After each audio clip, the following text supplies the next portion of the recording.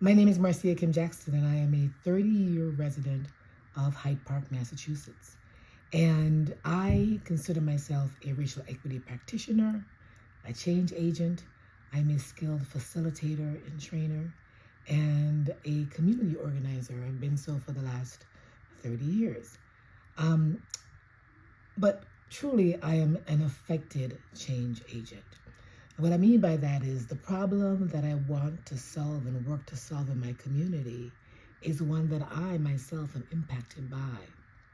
So my story began I'd say about 40 years ago when I wanted to live in Hyde Park and wanted to buy a home here. And I was working as a young professional and decided that that was my next goal. And so I came to look for a home in Hyde Park, found one that I liked, and the realtor met me as I made my offer and said to me she could not sell me the house because the neighbors told her and the seller that if it was sold to a black person, they would burn it down. Yes. And so I was devastated and discouraged. Quite frankly, I had a lot of feelings. Yeah, I was angry, and I also then moved. I went on a journey, quite frankly, emotionally, and moved to the place where I began to wonder if it was me. What was wrong with me? I internalized some of that, and fast forward, 6, 7 years later, I had done some work on myself. I learned about my history, about my the legacy of my immigrant parents, my birthright, and decided that I belonged in this community. I belonged in Hyde Park because of the natural resources that were here that I wanted to be a part of, the kinds of homes that were here, and the ways in which I could have access to community things that I really wanted. And so I came back, short story, came back, met with a realtor, a white realtor who, like me, believed that I belonged here, and she worked very hard with me and sold me a home. And so when I moved into this community, I decided I was going to make it different for those who came behind me, that they would not have to suffer the same kind of pain and rejection and marginalization, quite frankly, that I experienced. And so I did be doing a lot of work as a volunteer that I now want to turn into for-profit work because I've done this work for the last 30 years without compensation. But it's critical work, it's important work, because I've come to understand the difference between diversity and equity.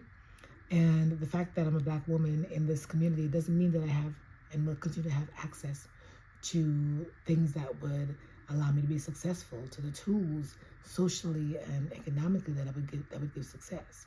So I also have come to understand that often what stands in the way of success for me and others is a narrative that first is told about us by others outside, but also one that we hold in ourselves. So thus my business is really intended to address both narratives.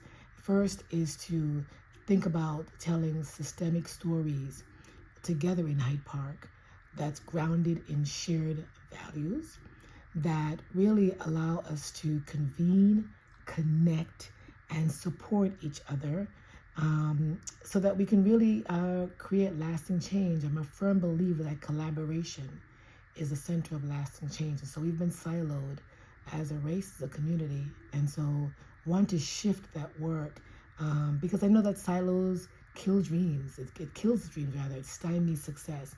And it really is one that obscures our vision.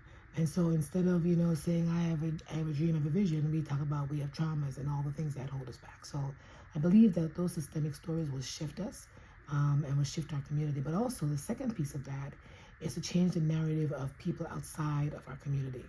I want to do myth busting. I want to lift up the immense and accomplished community that we have, black and brown community that's here in Hyde Park. People who are doing great things on the national and local scale, and they're doing them now. Contemporary history makers who need to be celebrated, quite frankly. And I want to say that these people that I've identified in the Living Histories of Color exhibit that talk about shifting narratives really is about sending the message that black and brown communities are not communities that are labeled with crime and with lack and with impoverishment and loss and social ills.